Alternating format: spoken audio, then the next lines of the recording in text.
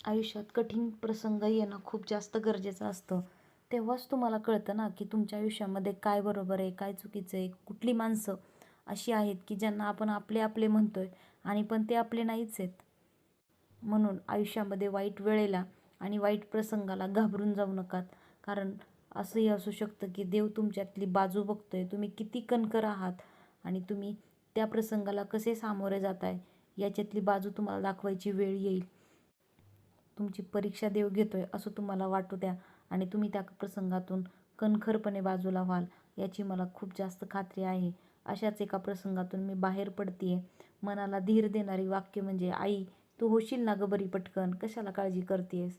एवढंसं त्या जीवाचं वाक्य ऐकून मला जगण्याचं खूप मोठं बळ मिळतंय.